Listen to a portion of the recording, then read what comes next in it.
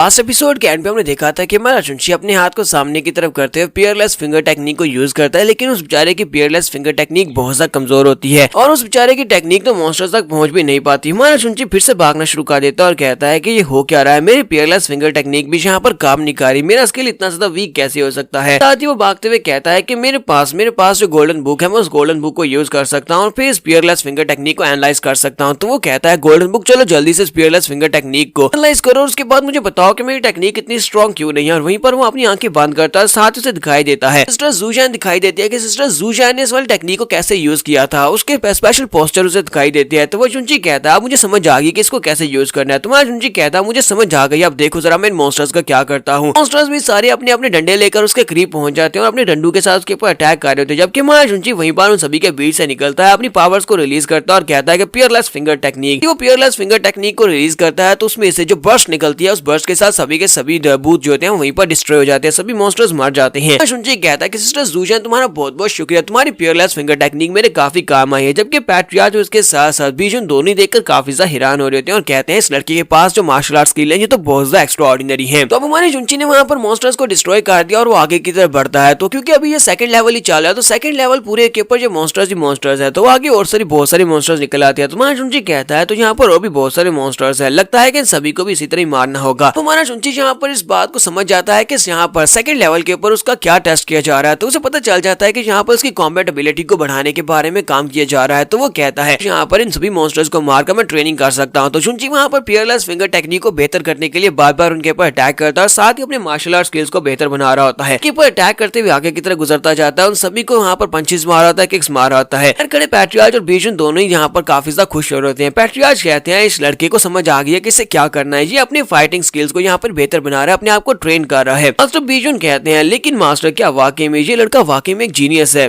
तो चुंची वहाँ पर आगे की तरफ बढ़ता जा रहा था, चुंची आगे की तरफ बढ़ता जा रहा होता है मॉन्स्टर्स को मारते हुए। काफी सारे मॉन्स्टर्स को मारकर वो काफी ज्यादा करीब पहुंच जाता है। तो बाहर खड़ा मोटू कह रहा होता है कि ब्रदर तुम सेकंड लेवल के एंड तक पहुंच चुके हो, तुम बहुत ही जल्दी थर्ड लेवल में पहुंच जाओगे। चुंची वहीं पर आखिरी वाले मॉन्स्टर्स को मारता है। आखिरी वाले मॉन्स्टर्स को मारने के बाद वो जंप करते हुए दूसरी साइड के पहुंचता है और कहता है लो मैंने सेकंड लेवल को पार कर लिया। लेवल को पार करने के बाद फायर का सीन दिखाते हैं कि मोटू बहुत ज्यादा खुश होता है, जबकि जिंगजी वहां पर खड़ी खड़ी शर्मा रही होती है और कहती है कि चुंची ने कर लिया, चुंची ने कर लिया। लेकिन मुझे समझ नहीं आ रही कि मेरा हार्ट यहाँ पर इतनी तेजी के साथ बीट क्यों कर रहा है। आयन मेरे दिल को क्या हो गया है कि इस लड़की को देखकर इतनी तेजी के साथ बीट कर रहा है। पर पैट्रियार्च जो होते हैं वो काफी ज्यादा खुश हो रहे होते हैं और साथ ही पैट्रियार्च बीजुन से कहते हैं बीजुन मुझे ये बताओ क्यों ना हम लोग इस लड़के को तीसरे टेस्ट के लिए भेज दें, लोग इस लड़के को ट्राई करके देख सकते हैं। बीजुन चिल्लाकर कहता है नहीं माय लॉर्ड, ऐसा बिल्कुल भी नहीं हो सकता, इस लड़के ने सेकंड लेवल को पास कर लिया, इसलिए आपको अब इसे यहाँ से बाहर निकालना होगा। तीसरा लेवल तो बहुत ज्यादा पावरफुल है जहाँ पर इसकी सोल भी जल जाएगी, इसलिए तीसरे लेवल में इस लड़के को नहीं भेजा जाएगा। पैट्रियार्च उसे कहते हैं नहीं मुझे लगता है कि इस लड़के को वहाँ पर भेजना चाहिए। बीजुन उसे कहते हैं माय लॉर्ड नहीं ऐसा नहीं हो सकता, ये लड़का एक जीनियस है, हम लोग एक जीनियस लड़की को खो देंगे, प्लीज इसे सेकंड लेवल से बाहर बुला लिए, आपके पास पावर्स है, आप इसको वहाँ से बाहर निकाल सकते हैं। पैट्रियार्च उसे कहते हैं हम इसे बाहर निकाल सकते हैं, लेकिन हम लोग इस लड़के को तीसरे लेवल में टेस्ट कर सकते हैं जहाँ पर इसके जख्मों का इस सबसे कोई भी ताल्लुक नहीं है, क्योंकि इसके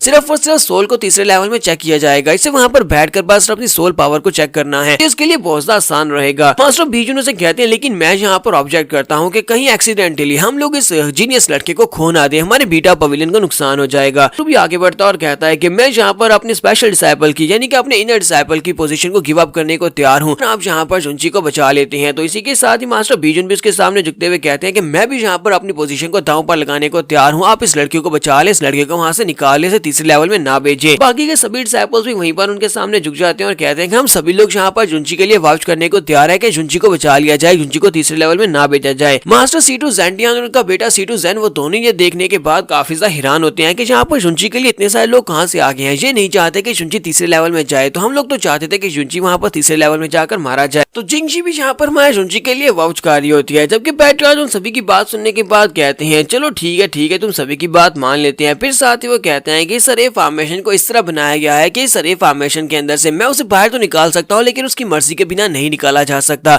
जुंची को यहाँ पर दो ऑप्शंस दिए जाएंगे, क्या वो थर्ड लेवल में जाना चाहता है, अगर वो नहीं जाना चाहता तभी वो वहाँ से बाहर निकलेगा, जोर जबरदस्ती में उसे वहाँ से नहीं निकाल सकता। फैसला जुंची का अपना है कि वो क्या करता है। तो मास्टर बीजुन उसे कहते हैं तो फिर ठीक है पैट्रियार्च उसे वहाँ पर चूज करने का मौका दिया जाए, हम लोग उसे कहते हैं वो लोग जो भी फैसला करेगा हम उसकी रिस्पेक्ट करेंगे। पैट्रियार्च कहते हैं तो फिर ठीक है उसे कहकर देख लो। तो इसी के साथ ही मास्टर बीजुन वहाँ पर खड़े होकर जुंची से कहते हैं जुंची तुमने 2 लेवल्स को पार कर लिया, 2 लेवल्स को पार करने के बाद तुम्हें बहुत ज्यादा बधाई हो, तुम्हें यहाँ पर कोर्स एपल बनाया जाता है। कोर्स एपल भी ऐसा कि तुम्हें बाकी के सभी कोर्स एपल्स के ऊपर सीनियर बनाया जाएगा, यानी कि तुम सभी के लीडर बनोगे, जहाँ तक कि तुम्हारी जो वैल्यू होगी वो एक एल्डर के बराबर होगी। चलो जल्दी से अब बाहर आ जाओ। लेकिन अगर तुम यहाँ पर तीसरे टेस्ट को देना चाहते हो तो फिर तुम तीसरा टेस्ट भी दे सकते हो, लेकिन तीसरा टेस्ट बहुत ज्यादा पावरफुल होने वाला है, क्योंकि वहाँ पर बहुत ही जबरदस्त फायर है जो कि तुम्हारी सोल को भी जला सकती है। क्योंकि सभी बच्चे ये बात सुनने के बाद सोच रहे होते हैं कि वाकई में तीसरे लेवल में इतनी पावरफुल फायर है जो कि इसकी सोल और इसके माइंड को भी जला सकती है। हम में से तो कोई भी वहाँ पर जाने के बारे में सोच भी नहीं सकता। लगता नहीं है कि जुंजी तीसरे लेवल को पार कर पाएगा। 2 लेवल्स को पार कर पाना ही बड़ी अच्छी बात है, क्योंकि अब वो कोर्स एपल बन चुका है तो उसे वापस आ जाना चाहिए। मोटू चलाकर उसे कहता है कि पता जुंजी चलो जल्दी से अब बाहर आ जाओ, हम लोग नहीं चाहते कि तुम तीसरे लेवल में जाओ, यहाँ पर बाहर आ जाओ। जबकि हमारा जुंजी उनकी बातें सुनने के बाद हल्का सा मुस्कुराता और कहता है बाहर क्यों जाऊँ। फिर साथ ही वो भागता हुआ तीसरे लेवल की तरफ चला जाता है और कहता है तो तीसरे लेवल की तरफ जा रहा हूँ, जाके देखो तो सही कि तीसरे लेवल में क्या है, मैं तीसरे लेवल को भी पार करूंगा। हमारा जुंजी भागता हुआ तीसरे लेवल में चला जाता है। जैसे ही वो तीसरे लेवल में जाता है तो वहाँ पर बहुत सारी फायर होती है। उस फायर के अंदर फायर सोल्स होती है, क्योंकि वो जबरदस्त पावरफुल फायर होती है जो कि किसी की सोल को जला सकती है। बाकी के सभी जो होते हैं उन्हें कुछ भी दिखाई नहीं दे रहा होता, क्योंकि फायर के अंदर हमारा जुंजी जा चुका है। जुंजी फायर के अंदर जाकर गुम हो गया है। तो मोटू चलाकर कहता है बेवकूफ जुंजी कहीं के, लगता है कि अब मुझे फिर से तुम्हारे लिए पेपर मनी को जलाना होगा।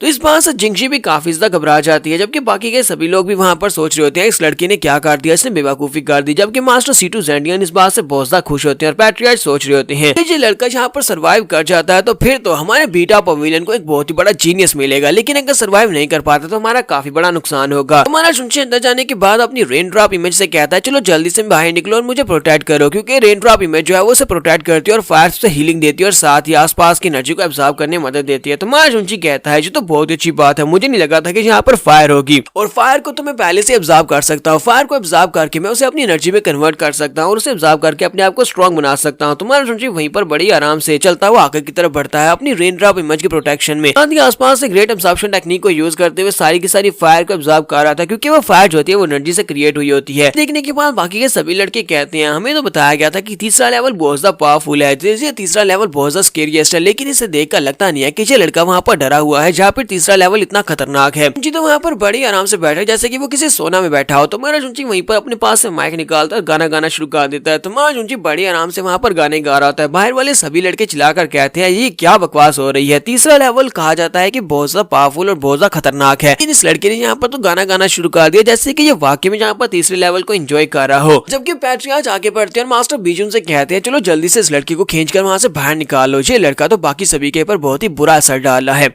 तो मास्टर बीजुन पैट्रियार्च की बात सुनने के बाद कहता है जुंची तुम्हें पहला कोर्स एपल बना दिया गया है, चलो जल्दी से अब बाहर आ जाओ, तुमने तीसरे लेवल को पार कर लिया, अब तुम्हें वहाँ पर और ज्यादा रहने की जरूरत नहीं है, तो जल्दी से बाहर आ जाओ। क्योंकि मेरा जुंची उन लोगों से कहता है कि नहीं मैं यहाँ पर काफी ज्यादा अच्छा हूँ, मुझे तीसरे टेस्ट को कम्प्लीटली पास करने दे, जब टेस्ट पास हो जाएगा तभी मैं बाहर निकलूंगा। और साथ ही वो सोच रहा था मैं यहाँ पर इतने अच्छे मौके को क्यों गवाने वाला हूँ, यहाँ पर मैं सारी एनर्जी को एब्जॉर्ब करके अपने आप को स्ट्रॉन्ग बना सकता हूँ, तो मैं यहाँ पर बैठकर अपने आप को स्ट्रॉन्ग बनाऊंगा। नहीं मैं इतनी आसानी से बाहर नहीं आ सकता, मुझे पहले इस तीसरे लेवल को कम्प्लीटली पार करना है। साथ ही वो सोच रहा था कि मैं कोई बेवकूफ तो नहीं हूँ, मुझे यहाँ पर बहुत ही पावरफुल फायर एनर्जी मिली है, सारी फायर एनर्जी को मैं एब्जॉर्ब कर सकता हूँ और इसको एब्जॉर्ब करके मैं अपने आप को स्ट्रॉन्गर बना सकता हूँ, तो मैं यहाँ से बाहर क्यों निकलूंगा। अक्सर हमें 4 घंटे के बाद का दिखाया जाता है। 4 घंटे के बाद मैं जुंची वहाँ से बाहर निकलता है और कहता है ये वाली रे फॉर्मेशन तो कुछ ज्यादा बड़ी फॉर्मेशन नहीं थी, फॉर्मेशन सिर्फ एक कमजोर सी रे फॉर्मेशन थी। जबकि बाकी के सभी लड़के वहाँ पर उसको घूर घूर कर देख रहे होते हैं, सभी गुस्से के साथ कहते हैं ये लड़का देखो तो जरा ये हमारे सामने किस तरह शो ऑफ कर रहा है, इसने वहाँ पर उस रे फॉर्मेशन के अंदर जितनी भी फायर थी सारी की सारी फायर को एब्जॉर्ब कर लिया।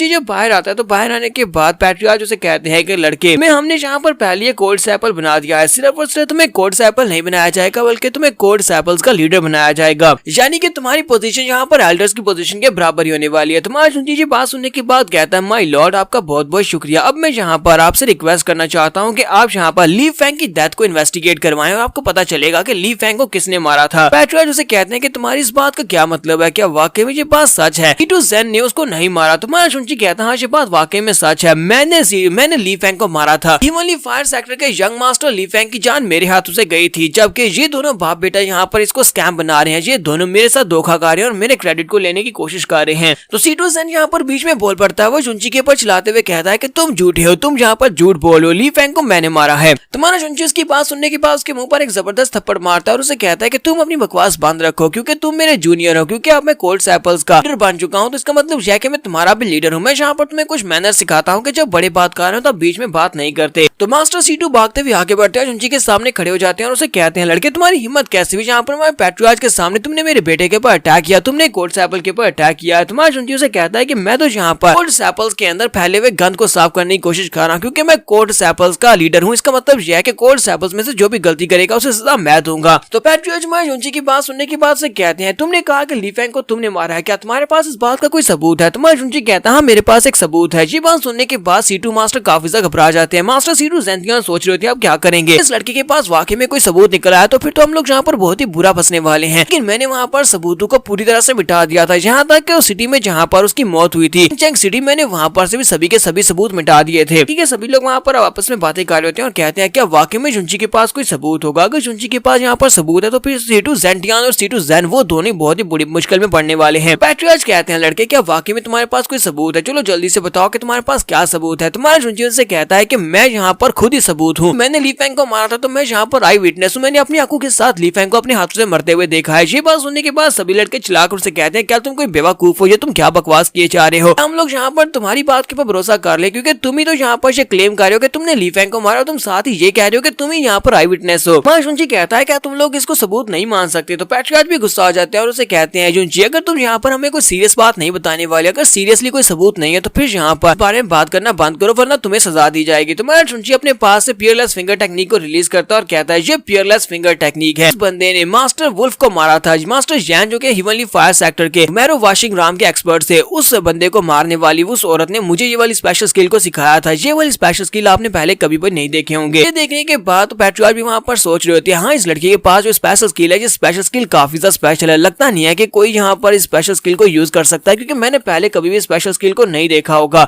और ऊपर से अगर इस लड़के की बात मानी जाए तो हो सकता है कि वाकई में मास्टर जैन वुल्फ को भी उसी औरत ने मारा होगा जिसने स्पेशल स्किल को यूज किया है। इस लड़के को स्पेशल स्किल को सिखाया वो दोनों एक ही बंदे हैं। ठीक है, सभी लोग भी यही सोच रहे होते हैं और कहते हैं, इसका मतलब यह है कि जुंची उस वक्त उस जगह के ऊपर मौजूद था। उस औरत ने या जो भी वो बंदा था उसने मास्टर जैन वुल्फ को मारा था। मास्टर जैन वुल्फ को मारते वक्त उसने इसी टेक्निक को यूज किया था। तो पैट्रियार्च थोड़ी देर वहाँ पर सोचने के बाद मास्टर सीटू ज़ेंटियान के ऊपर काफी गुस्सा होते हैं और उसे कहते हैं, सीटू ज़ेंटियान तुम्हारी हिम्मत कैसे हुई यहाँ पर झूठ बोलने की, अपने बेटे को कोल्ड सैपल बनवाने की? मास्टर सीटू बहुत ज्यादा घबरा जाते हैं और कहते हैं कि अब मैं क्या करूं, मैं तो यहाँ पर बुरा फंस गया हूं। इसी के साथ ही वो आगे बढ़ते हैं, अपने बेटे के ऊपर अटैक करते हैं। उसे कहते हैं, तुम बेवकूफ बच्चे कहीं के, तुमने यहाँ पर मुझसे झूठ बोला कि तुमने ली फेंग को मारा है, जिसकी वजह से मुझे जाकर पैट्रियार्च से ये बात करनी पड़ी। तुम्हारी गलती है, तुमने झूठ बोला है तो तुम्हें यहाँ पर सजा भुगतनी पड़ेगी। तो पैट्रियार्च कहते हैं, इसी के साथ ही बाप बेटा दोनों जाकर पैट्रियार्च के सामने अपने घुटने टेक देते हैं और उसे कहते हैं, पैट्रियार्च हम लोगों ने यहाँ पर गलती किया, प्लीज हमें यहाँ पर एक बहुत ही लाइट से सजा देना, हमें यहाँ पर कोई ज्यादा सजा मत देना, क्योंकि हम लोग तुम्हारे बहुत ज्यादा वफादार हैं, हम लोग बीटा पवेलियन के बहुत ज्यादा वफादार हैं। पैट्रियार्च वहाँ पर उन दोनों की बात सुनने के बाद कहते हैं, तो फिर ठीक है, मैं यहाँ पर तुम दोनों के लिए जजमेंट देने वाला हूँ। पहली बात तो यह कि सीटू ज़ेन ने यहाँ पर झूठ बोला और कोर डिसाइपल की पोजीशन को ले लिया, इसी वजह से हमारे सेक्टर से निकाला जाता है। अब वो बीटा पवेलियन का हिस्सा नहीं है, उसे सेक्टर से निकाल दिया जाएगा। और दूसरी बात तुम्हारे बारे में, मास्टर सीटू ज़ेंटियान, बीटा पवेलियन में तुम्हारे सर्विसेज को देखने के बाद हम यहाँ पर तुम्हें तुम्हारी एल्डर पोजीशन से हटाते हैं और अब तुम्हें जड़ी बूटियों को गार्ड करने का जिम्मा दिया जाए, तुम्हें बैक माउंटेन के ऊपर जाना होगा। सीटू कहते हैं, मास्टर पैट्रियार्च आपका बहुत बहुत शुक्रिया, हम दोनों बाप बेटे को बहुत ही लाइट सजा देने के लिए। तो जैसे उनकी सजा पूरी हो जाती है तो जुंची कहता है, जरा रुको तो जरा, यहाँ पर पैट्रियार्च ने तुम्हें सजा बहुत ही कम दी है, लेकिन अब यहाँ पर मेरी सजा की बारी आती है, मेरे साथ जो तुम लोगों ने किया है उसका क्या हिसाब होगा? हमारे जो मास्टर सीटू होते हैं उसे कहते हैं, आखिर तुम होते कौन हो यहाँ पर हमसे ये वाला सवाल करने का कि तुम यहाँ पर हमें सजा दोगे? हमने तुम्हारे साथ कुछ भी बुरा नहीं किया, तुम यहाँ पर हमारे पैट्रियार्च के ऑर्डर्स को डिसोबे करना चाहते हो, क्योंकि पैट्रियार्च ने यहाँ पर सजा सुनाई और तुम उस सजा के खिलाफ जाना चाहते हो। इसके साथ ही पैट्रियार्च भी आगे बढ़ते हैं और उसे कहते हैं, जुंची मुझे लगता है कि तुम बहुत ही जल्दी फ्यूचर में मेरी जगह के ऊपर आने वाले हो, यानी बीटा पवेलियन के नए लॉर्ड बन सकते हो, क्योंकि तुम कोड सैपल्स के लीडर हो, इसलिए मुझे लगता है कि तुम्हें यहाँ पर सभी के ऊपर इतना भी ज्यादा स्ट्रिक्ट नहीं होना चाहिए। हमारा जुंची आगे बढ़ता है और उनसे कहता है कि माय लॉर्ड, मैं यहाँ पर आपको बिल्कुल भी एम्बैरेस नहीं करना चाहता, लेकिन सीटू ज़ेंटियान ने यहाँ पर मुझे धोखा दिया, मुझे धोखा देकर वेंजियांग पीक के ऊपर भेज दिया, यानी उस माउंटेन के ऊपर भेज दिया जो कि फॉरबिडन एरिया है, वहाँ पर मैं मरते मरते बचा हूँ। आप भी अच्छी तरह से जानते हैं कि वहाँ पर तो बीटा पवेलियन के कुत्ते भी नहीं जाते, सब कुछ सिर्फ और सिर्फ इसकी वजह से हुआ है। हम दोनों में से सिर्फ और सिर्फ एक ही बचना चाहिए, ये इसी ने डिसाइड किया था, इसने मुझे मारने का फैसला किया, उसी वक्त ये फैसला हो चुका था। पैट्रियार्च ये बात सुनने के बाद कहते हैं, मैंने यहाँ पर ऑर्डर्स दिए हैं इसको सजा देने के, क्या तुम वाकई में यहाँ पर इन ऑर्डर्स को ओबे करना चाहते हो? तुम्हारा जुंची कहता है, नहीं मैं यहाँ पर इन ऑर्डर्स को डिसोबे नहीं करना चाहता, और साथ ही वो अपनी तलवार निकालता और कहता है कि मैं यहाँ पर मास्टर सीटू ज़ेंटियान को चैलेंज करना चाहता हूँ, मैं इनको एक डूल का चैलेंज करूंगा जो कि लाइफ एंड डेथ की डूल होने वाली है। मास्टर सीटू ज़ेंटियान मेरी इस चैलेंज को यहाँ पर एक्सेप्ट करेंगे तो बाकी के सभी बच्चे बहुत ज्यादा हैरान होते हैं और कहते हैं, क्या वाकई में ये लड़का पागल पागल तो नहीं हो गया, ये मास्टर सीटू ज़ैंगटियान को चैलेंज कर रहा है। लगता है कि जुनची मरना चाहता है। ये यहाँ पर मास्टर सीटू ज़ैंगटियान को चैलेंज कर रहा है जो कि मैरो वॉशिंग राम में है, जबकि जुनची इस वक्त स्पिरिचुअल राम में है। स्पिरिचुअल राम और मैरो वॉशिंग राम में बहुत बड़ा डिफरेंस होता है। तो मास्टर सीटू ज़ैंगटियान तो इस ऑफर को बड़ी आसानी से एक्सेप्ट कर लेते हैं। वो चैलेंज को एक्सेप्ट करते हैं और कहते हैं ठीक है, मैं तुम्हारे साथ लाइफ एंड डेथ का मैच खेलने को तैयार हूँ। जुनची उसे कहता है तो फिर ठीक है, अब यहाँ पर अपनी बात से मुकरना मत, मेरे साथ फाइट जरूर करना। दोनों एक दूसरे की तरफ गुस्से से देखते हैं। मास्टर कहते हैं हाँ क्यों नहीं, मैं यहाँ पर तुम्हारे साथ फाइट जरूर करूंगा, मुझे बस टाइम बता दो कि कब तुम मुझसे फाइट करोगे। ठीक है, साथ ही मास्टर बीजुन आगे बढ़ते हैं। मास्टर बीजुन कहते हैं कि मुझे लगता है कि जुनची इस वक्त बहुत ही बुरी हालत में है क्योंकि वो जख्मी है, इसी वजह से हम यहाँ पर 3 महीने का टाइम मांगते हैं। 3 महीने के बाद जुनची तुमसे life and death by fight करेगा, वो भी अरीना में सभी लोगों के सामने। तो बीजुन सोच रहे थे कि मुझे इस लड़के को प्रोटेक्ट करना होगा। इस लड़के को ये एक बहुत ही अच्छा सीडलिंग है, अगर हम लोग इसे रिसोर्सेज देंगे तो ये हमारे बीटा पवेलियन के लिए बहुत कुछ कर सकता है। मास्टर सीटू ज़ैंगटियान कहते हैं तो फिर ठीक है, हम लोग 3 महीने के बाद फाइट करेंगे। मैं इस लड़के को 3 महीने का टाइम देता हूँ। 3 महीने के बाद इस लड़के को मुझसे फाइट करना होगा और हम दोनों में से सिर्फ और सिर्फ एक ही जिंदा बचेगा। जुनची उसे कहता है तो फिर ठीक है, तुम बुढ़े कमीने कहीं के 3 महीने के बाद तुम मरोगे। तो चैलेंज के एक्सेप्टेंस के बाद सीन में एल्डर सीटू ज़ैंगटियान के रूम का दिखाया जाता है। एल्डर सीटू ज़ैंगटियान अपने रूम में आते हैं तो उनका बेटा उदास होता है। तो फादर बेटे से कहते हैं तुम्हें क्या हुआ, क्या तुम ठीक हो? तो उनका बेटा उसे कहता है डैड मैं ठीक नहीं हूँ, आपको लगता है कि मैं यहाँ पर ठीक हो सकता हूँ, मुझे सेक्टर से निकाल दिया गया, अब मेरे पास कोई भी रिसोर्सेज नहीं है, शुक्र है कि उन लोगों ने मेरी कल्टीवेशन को एबॉलिश नहीं किया। तो उसके फादर वहाँ पर अपने पास से कुछ डार्क एनर्जी को निकालते हैं और उसे कहते हैं मैं बिल्कुल परेशान होने की जरूरत नहीं है, बस 3 महीने सब्र कर लो, 3 महीने के बाद मैं उस लड़के को मार डालूंगा और उसके बाद सब कुछ नॉर्मल हो जाएगा। देखने के बाद सीटू ज़ैन अपने फादर से कहता है फादर क्या आपने यहाँ पर किसी इवल स्पेल को मास्टर किया है, एक ऐसा इवल स्पेल जो कि आपको बहुत ज्यादा पावर दे सकता है, यानी आपकी सोल को पावरफुल बना सकता है, लेकिन साथ ही वो आपकी सोल को खाता भी है, यानी कि अंदर ही अंदर वो आपकी सोल को हीट कर जाएगा। उसके फादर उसे कहते हैं कि ये कुछ भी नहीं है, मैं यहाँ पर उस लड़के को हराने के लिए कुछ भी कर सकता हूँ, उस लड़के की वजह से मेरी बहुत ज्यादा इंसल्ट हो गई है, मैं यहाँ पर अपने आप को पावरफुल बनाऊंगा और 3 महीने के बाद उस लड़के को हरा डालूंगा और उसे मार डालूंगा। सिनेमा जुनची का दिखाया जाता है तो हमारा जुनची भागता हुआ वापस अपनी माउंटेन की तरफ जा रहा था। वो वेंसियान माउंटेन की तरफ वापस की तरफ जा रहा था और कहता है कि मुझे वापस जाकर और ज्यादा पावर की जरूरत पड़ेगी, यानी कि मुझे और ज्यादा फायर की जरूरत पड़ेगी। 3 महीने के बाद सीटू ज़ैंगटियान के साथ मेरी फाइट होने वाली है, अगर 3 महीने के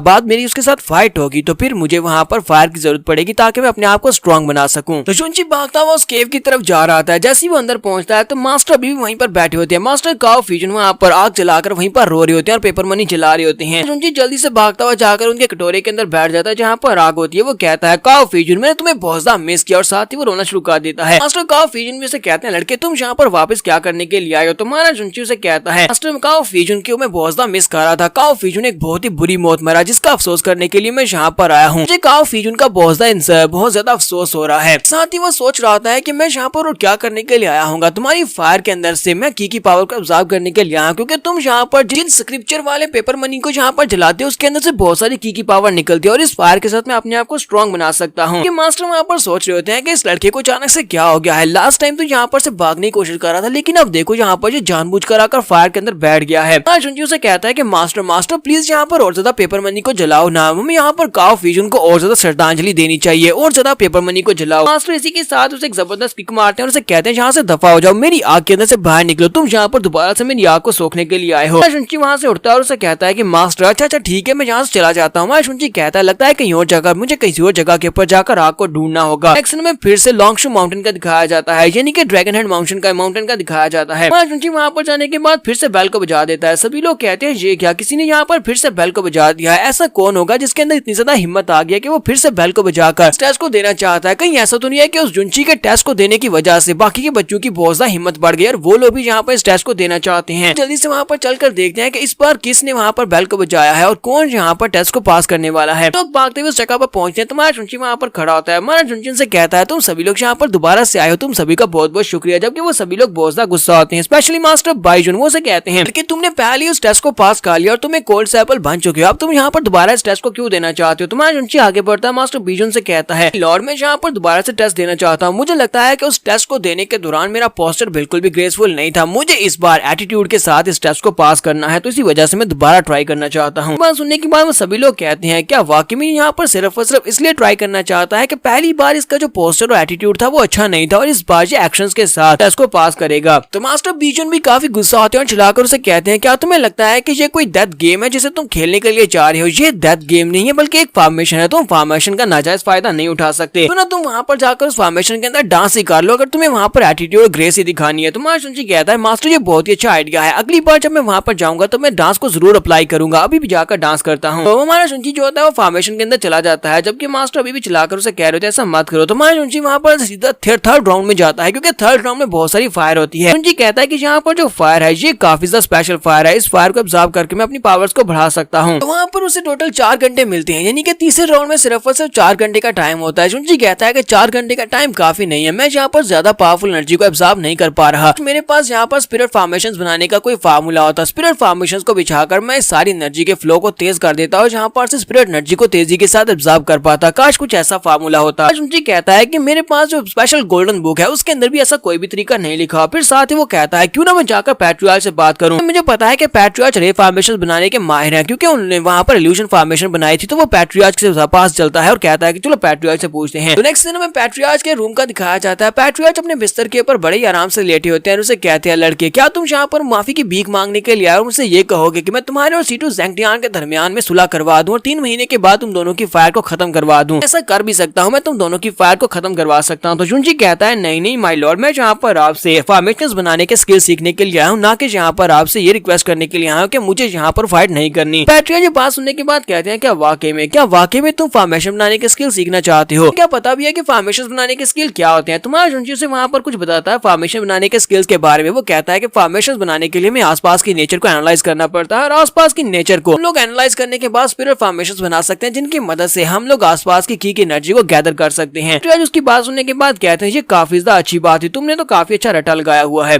अरे फॉर्मेशंस बनाते वक्त हमें आसपास की नेचर की एनर्जी को ऑब्जर्व करना पड़ता है, नेचर के फ्लो को समझना पड़ता है और वहाँ पर जो एनर्जी होती है उस सभी के फ्लो को समझना पड़ता है। ये काफी ज्यादा मुश्किल स्किल है। क्या तुम वाकई में ये सीखना चाहते हो? तुम्हें इसमें बहुत सारा टाइम लगने वाला है, तुम वाकई में ये करना चाहोगे? चुनचुन की बात सुनने के बाद कहता है हाँ मैं यहाँ पर ये करना चाहता हूँ। आपकी बातें सुनने के बाद मुझे लगता है कि मुझे यहाँ पर लॉ ऑफ चेंज को सीखना पड़ेगा। अगर मैं यहाँ पर लॉ ऑफ फ्लो को सीख लेता हूँ तो उसके बाद फॉर्मेशंस को बनाना आसानी से सीख जाऊंगा। तो पैट्रियार्च उसे कहते हैं बात ठीक है कि तुम इस लॉ को समझने के बाद अरे फॉर्मेशंस को बनाना सीख सकते हो, लेकिन तब तक तुम मैरो वॉशिंग ग्राम में नहीं पहुंच पाते, तब तक तुम इस फार्मूला को यूज नहीं कर पाओगे, तब तक तुम उसमें अपने आसपास की एनर्जी को गैदर नहीं कर सकते। चुनचुन की बात सुनने के बाद सोच रहा होता है मेरे पास गोल्डन बुक है, गोल्डन बुक की मदद से मैं इस मेथड को एनालाइज कर सकता हूँ। एनालाइज करने के बाद आसानी से इसको अपने अंदर एब्जॉर्ब कर सकता हूँ, यानी कि इस मेथड को आसानी से सीख सकता हूँ। जी मास्टर पैट्रियार्च से कहता है पैट्रियार्च ठीक है आप मुझे सिखाएं, मैं सीखने को तैयार हूँ, मैं ट्राई करने को तैयार हूँ। तो पैट्रियार्च से कहते हैं मेरे करीब आओ। इसके साथ ही पैट्रियार्च वहाँ पर एक फॉर्मेशन क्रिएट करते हैं, एक फॉर्मेशन जिससे वो अपने आप को टेलीपोर्ट करने वाले हैं। इसी फॉर्मेशन की मदद से वो उसे टेलीपोर्ट करने के बाद बाहर ले आते हैं। वो लोग बाहर गार्डन में आ जाते हैं या फिर बाहर ग्रास पे ऊपर आ जाते हैं। वहाँ पर आने के बाद पैट्रियार्च मार्शुंची से कहते हैं आप यहाँ पर ध्यान से देखना, और इसी के साथ ही वहाँ पर अपनी पावर्स को यूज करते हुए ग्राउंड के ऊपर से कुछ पत्थरों को उठाते हैं और उन पत्थरों को उठाकर वो एक फॉर्मेशन क्रिएट करते हैं। फॉर्मेशन जो होती है पत्थरों के दरमियान में लिंक होती है और एक दूसरे के साथ फ्लो बना रही होती है। हमारा शुंची कहता है क्या वाकई में एक स्पेल वेन है? तो पैट्रियार्च उसे कहते हैं हाँ ये एक स्पेल वेन है। फिर साथ ही वो स्पेल वेन के साथ वहाँ पर एक बहुत ही अच्छी सी फॉर्मेशन बनाते हैं। ग्राउंड के ऊपर बहुत सारे पत्थर आकर उनके अंदर से उनको जोड़ते हैं, जैसे एनर्जी के साथ उनको जोड़ते हैं तो उसके अंदर से बहुत सारी एनर्जी निकलती है। वो जो एनर्जी होती है आसपास की नेचर की होती है, वो सारी की सारी एनर्जी जो होती है वो इस रे फॉर्मेशन के अंदर आ रही होती है। हमारा शुंची उस एनर्जी को महसूस करता है और कहता है कि यहाँ पर स्पिरिट एनर्जी की कंसंट्रेशन बहुत ज्यादा बढ़ चुकी है। ये रे फॉर्मेशन इस तरह काम करती है, फॉर्मेशन अपने आसपास नेचर की सारी की पावर को खींच कर ले आती है, जिसकी वजह से कंसंट्रेशन बहुत ज्यादा बढ़ जाती है। पैट्रियार्च शुंची से कहते हैं जो तो बस एक छोटा सा नमूना था, असल में यहाँ पर इस पूरे के पूरे बीटा पवेलियन के इर्द-गिर्द मैंने एक बहुत ही बड़ी फॉर्मेशन बिछाई हुई है, एक बड़ी फॉर्मेशन जो कि बीटा पवेलियन के आसपास से की पावर जो कि नेचर से आती है उस सारी की पावर को की तरफ खींच कर लाती है, ताकि बीटा पवेलियन में कंसंट्रेशन बहुत ज्यादा बढ़ सके की एनर्जी की, ताकि हमारे जो स्टूडेंट्स हैं वो आसानी के साथ यहाँ पर कल्टीवेट कर सके और अपने आप को स्ट्रॉन्ग बना सके। शुंची ये बात सुनने के बाद कहता है ये तो बहुत ज्यादा ऑसम है, मुझे भी ये स्किल सीखना है, प्लीज मुझे फॉर्मेशन बनाने का स्किल सिखा दें। उसे कहते हैं हाँ क्यों नहीं, वो अपने पास से पत्थर उसकी तरफ फेंक दे और कहते हैं चलो जल्दी से इस पत्थर को अपने पास रखो। यहाँ पर मेरे स्पेल को मेमोराइज किया होगा, तुमने देखा होगा कि मैंने कैसे रे फॉर्मेशन को यहाँ पर क्रिएट किया था, चलो जल्दी से आप रेडी हो जाओ। इस पत्थर के अंदर एनर्जी को सील करना होगा, देखते हैं कि तुम एनर्जी को इस पत्थर के अंदर सील कर पाते हो या नहीं। साथ ही वो सोच रहे होते हैं मैं यहाँ पर इस रिफाइंड लेवल पहुंचने के बाद पूरा मुझे 1 महीना लगा था, 1 महीना लगा था कि मुझे स्पेल को सिर्फ और सिर्फ अंडरस्टैंड करने में। मुझे लगता है कि इस लड़के की स्पिरिचुअल एनर्जी काफी ज्यादा अच्छी है, लेकिन इसका स्पिरिचुअल लेवल काफी ज्यादा लो है। मुझे नहीं लगता कि इतनी आसानी के साथ यहाँ पर सब कुछ सीख पाएगा, इसे बहुत ज्यादा टाइम लगने वाला है। इसी के साथ उन्हें एक झटका लगता है, पीछे की तरफ घूमते हैं क्योंकि हमारे शुंची ने वहाँ पर पत्थर के अंदर एनर्जी को सील कर लिया होता है। तुम्हारा शुंची कहता है माय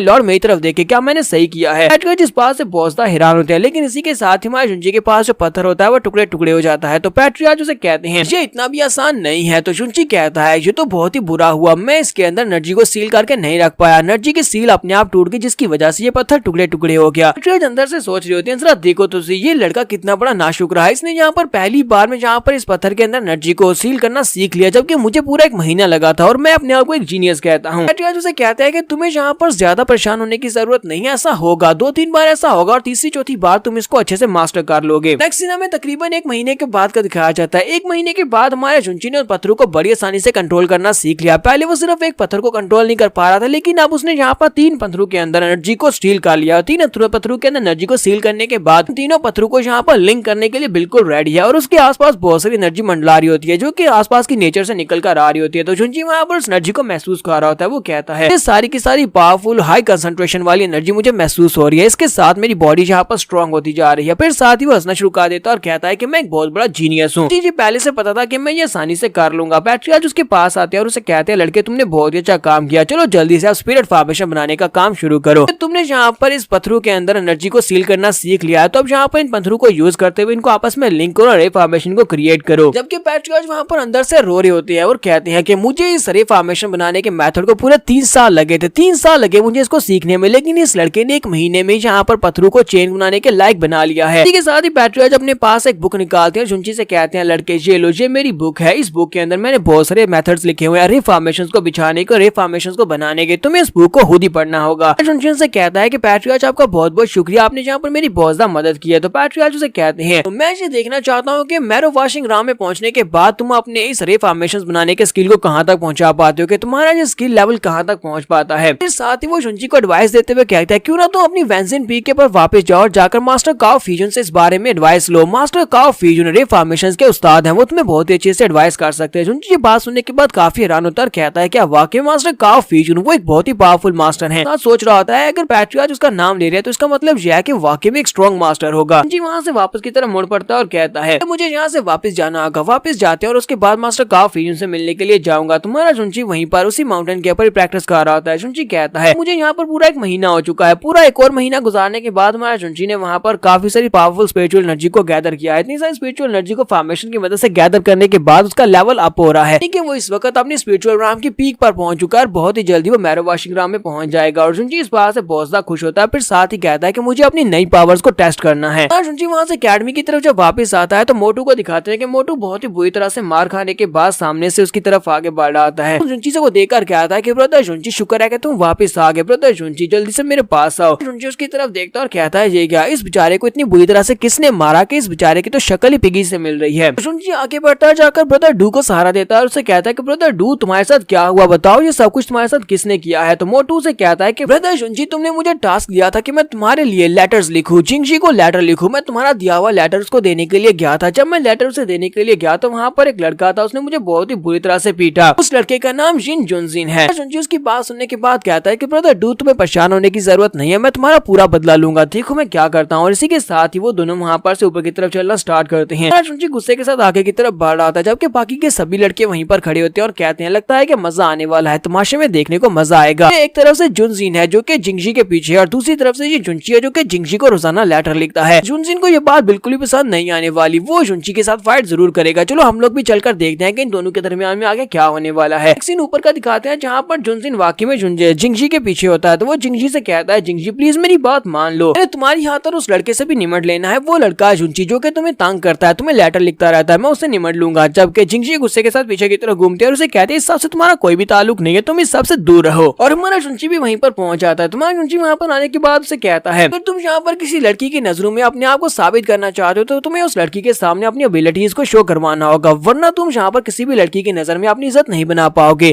तुम यहाँ पर कह रहे हो इसको तंग करना कहते हैं, तुम यहाँ पर मुझे कह रहे हो कि मैं इसे तंग करता हूँ। जबकि जिंगजी भी वहाँ पर शर्माना शुरू कर देती है और जुंची से कहती है जुंची तुम फाइनली वापस आ ही गए। तो जुनजिन वहाँ पर अपने पास अपनी तलवार निकालता है, जुंची से कहता है वो जुंची जो कि मिस ये को परेशान करते हो, हर रोज तुम इसे लेटर लिखते हो, तुम्हारी हिम्मत कैसे हुई कि मेरे यहाँ पर ना होने पर तुमने यहाँ पर इसको बहुत ज्यादा तंग किया, मैं यहाँ पर तुमसे इस बात का बदला लूंगा। जबकि हमारा जुंची से कहता है क्यों ना तुम यहाँ पर सबसे पहले मुझे सैल्यूट करो क्योंकि मैं कोड सैपल्स का नंबर 1 हूँ, यानी कि कोड सैपल्स का लीडर हूँ और तुम्हें यहाँ पर मुझे सैल्यूट करना चाहिए क्योंकि मैं तुम्हारे एल्डर की तरह हूँ। बात सुनने के बाद जुनजिन उसे कहता है कि मैं यहाँ पर इस बात को बिल्कुल भी नहीं मानता, मेरी नजर में सिर्फ और सिर्फ लियांग बू फैन है जो कि कोड सैपल्स का नंबर 1 और कोड सैपल्स का हेड है, तुम उसकी पोजीशन इतनी आसानी से नहीं ले सकते और मैं तुम्हें हेड नहीं मानता। तुम्हारा जुंची अपनी पावर्स को रिलीज करता है और उसे कहता है तो लगता है कि अब यहाँ पर तुम्हें सबक सिखाना पड़ेगा, क्योंकि ये तो रूल है कि यहाँ पर कोर्ट सैपल जिसे हेड की पोजीशन दी गई है पैट्रियार्च की तरफ से, उसकी रिस्पेक्ट की जानी चाहिए। इस तरफ से जुनजिन भी अपनी तलवार निकालता है और उसे कहता है हाँ क्यों नहीं, तुम्हें वेलकम है, आओ और मेरे पर अटैक करके दिखाओ। दोनों यहाँ पर अपनी अपनी पावर्स को रिलीज करते हैं। दोनों पावर्स को रिलीज करने के बाद एक दूसरे के पर अटैक करते हैं। तो जुनजिन यहाँ पर स्पेशल अटैक को यूज कर रहा होता है जिसके अंदर ड्रैगन और टाइगर की पावर होती है। दूसरी तरफ से मा जुनची अपनी फायर के साथ अटैक कर रहा होता है। वो कहता है ब्रदर जुनची तुम कर सकते हो, जबकि जिंगजी भी वहाँ पर शर्मा रही होती है और सोच रही होती है। तो उन्होंने एक दूसरे को एक महीने तक नहीं देखा और ये लड़का पहले से काफी से स्ट्रॉन्ग हो चुका है, यानी कि जुनची पहले से स्ट्रॉन्ग हो गया है। बाकी के सभी देखने वाले कहते हैं जुनची कहीं पागल तो नहीं हो गया, ये स्पिरिचुअल राम की पीक तक पहुंचा और इसे क्या लगता है कि ये ब्रदर जुनजिन से फाइट कर सकता है। ब्रदर जुनजिन जो तो पहले से काफी पावरफुल है कि वो अपनी स्पिरिचुअल राम में काफी अरसे से पीक तक पहुंचा हुआ है और उससे ज्यादा स्ट्रॉन्ग होगा। देखते हैं कि यहाँ पर क्या होने वाला है। लड़का जुनची तो यहाँ पर अपनी पोजीशन को हारने के लिए इस लड़के से फाइट कर रहा है। जुनजिन से फाइट के बाद आसानी से हार जाएगा, जबकि जुनजिन भी यहाँ पर सोच रहा होता है मेरे पास जो स्पेशल ड्रैगन और टाइगर की जान स्किल है, ये एक बहुत ही पावरफुल जान टियर का स्किल है। इस स्किल की मदद से मैं इस लड़के को आसानी से हरा सकता हूँ, क्योंकि ये एक फॉरबिडन स्किल है जो हमारी फैमिली के हेरिटेज से मुझे मिला है। दूसरी तरफ से मैं जुनची सोच रहा होता है कि मैं यहाँ पर अपने पियरलेस फिंगर स्किल को यूज करते हुए इस लड़के को आसानी से एक सबक सिखा सकता हूँ, क्योंकि मेरे पास जो पियरलेस फिंगर टेक्निक है, पियरलेस फिंगर टेक्निक इतनी पावरफुल है जो कि अपने से ज्यादा सुपीरियर लोगों को हराने के लिए। अगर ये लड़का मैरो वॉशिंग ग्राम में होता तब भी ये लड़का मुझसे हार जाता। फिर साथ ही वो दोनों वहाँ पर अपनी अपनी पावर्स को रिलीज करते हैं। जैसे वो पावर्स को रिलीज करते हैं इसी के साथ ही जुनजिन पीछे जाकर पिलर के साथ टकराता है। ये देखने के बाद बाकी के सभी लड़के बहुत ज्यादा हैरान होते हैं और कहते हैं ऐसा कैसे हो सकता है, क्या हम लोग यहाँ पर कोई इल्यूजन तो नहीं देख रहे। जुनजिन यहाँ पर सिर्फ और सिर्फ एक ही अटैक से पीछे पिलर के साथ जाकर टकरा गया। आज ये लड़का जुनची कितना ज्यादा स्ट्रॉन्ग है। तो डू यहाँ पर बहुत ज्यादा खुश हो रहा था। जिंगजी भी यहाँ पर काफी ज्यादा खुश हो रही होती है और कहती है जुनची बहुत ज्यादा स्ट्रॉन्ग है। तुम्हारा जुनची आगे बढ़ता है, जाकर जुनजिन के ऊपर अपना पाँव रखता है और उसे कहता है जुनजिन अब बताओ क्या तुम यहाँ पर इस लेसन से सेटिस्फाइड हो, क्या तुम मुझे अब अपना कोर लीडर मानते हो या नहीं। जबकि जुनजिन उसे कहता है कि मेरे ऊपर से अपना पाँव हटाओ, मैं जहाँ पर तुम्हें अपना लीडर नहीं मानता। जुनची कहता लगता है कि तुम्हें और ज्यादा मार खाने की जरूरत है। इसी के साथ ही मार जुनची फिर से उसे पीटना शुरू कर देता है। बाकी के सभी बच्चे वहीं पर खड़े होकर देख रहे होते हैं। जुनजिन यहाँ पर इस बात को एक्सेप्ट करेगा कि वो जुनची को अपना कोर मास्टर मानता है, यानी कि अपने कोर डिसिपल्स का हेड मानता है या नहीं। इसी के साथ ही मोटू भी आगे बढ़ता है और उसे कहता है कि ब्रदर मैं भी तुम्हारी मदद करता हूँ, और दोनों मिलकर उसके बहुत ही बुरी तरह से पीटते हैं। जुनजिन उठता है और उसे कहता है कि मैं यहाँ पर तुम्हें अपना हेड नहीं मानता, बल्कि बूफेन हमारा हेड है। बूफेन जब यहाँ पर वापस आएगा और उसे पता चलेगा कि तुमने जिंगजी के साथ यहाँ पर जो कुछ भी किया है, इस बात से बिल्कुल भी खुश नहीं होने वाला। वो तुम्हें सजा देगा और उसके बाद तुम बच नहीं पाओगे। तुम्हारा जुनची उसे किक मारता और कहता है तुम यहाँ पर सबसे पहले दफा हो जाओ, आज के बाद दोबारा कभी मेरे रास्ते में मत आना, क्योंकि अगर दोबारा तुम मेरे रास्ते में आ जाओ तुम्हारे साथ बिल्कुल भी अच्छा नहीं होगा।